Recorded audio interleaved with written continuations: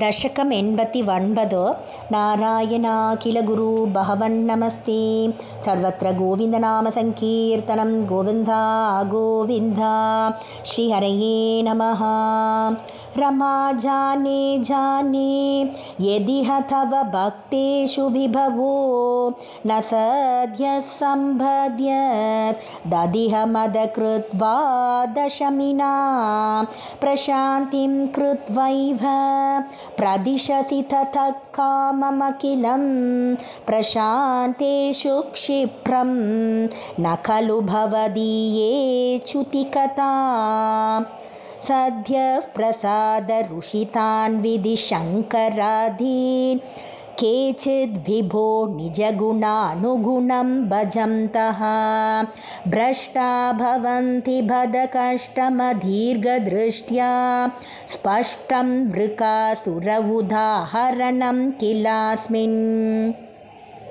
शकुनिजस्तु नारदमेकधा त्वरिततोषमभृच्छदधीश्वरं स च दिदेश गिरीशमुपासितुं न तु भवन्तमबन्धुमसाधुषु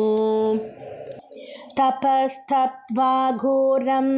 सकलु कुपितः सप्तमदिने शिरश्चित्वा सद्य पुरहरमुपस्थाप्य पुरतः अतिक्षूद्रं रौद्रं शिरसि करधानेन निधनं जगन्नाथाद्वव्रे भवति विमुखानां क्व शुभदीः मोक्तारं बन्धमुक्तो हरिणपतिरिव प्राद्रवत्सोऽथरुद्रं दैत्याद्भीत्यात्मदेवो दिशि दिशि वलते पृष्ठतो दत्तवृष्टिः तूष्णीके सर्वलोके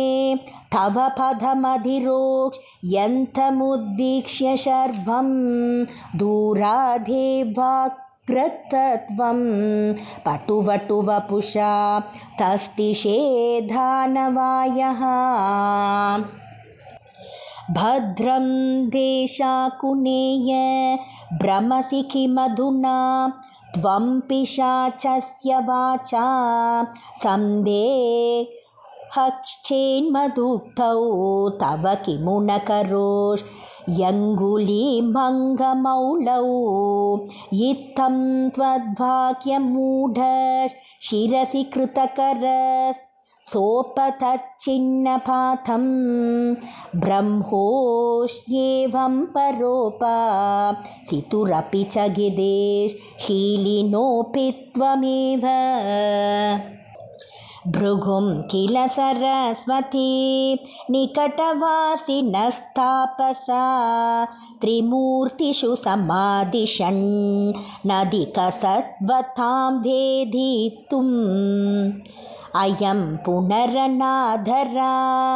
दुदितरुद्धरोषे विधौ हरेऽपि च जिहिंसिषौ गिरिजया धृते त्वामघात् सुप्तं रमाकभुवि पङ्कजलोचनं त्वां विप्रे विनिघ्नति पदेन मुदोतितस्त्वं सर्वं क्षमस्व मुनिवर्य भवत्सदा मे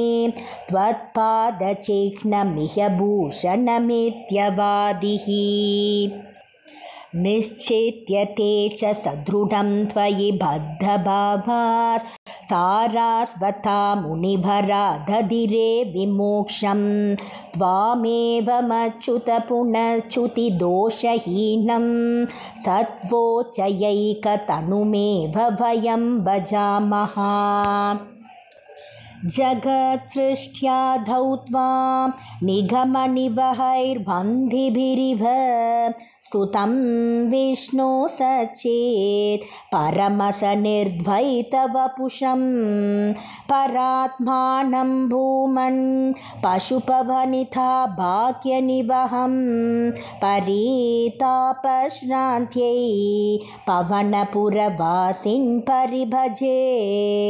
सर्वत्र गोविन्दनामसङ्कीर्तनं गोविन्दा गोविन्दा।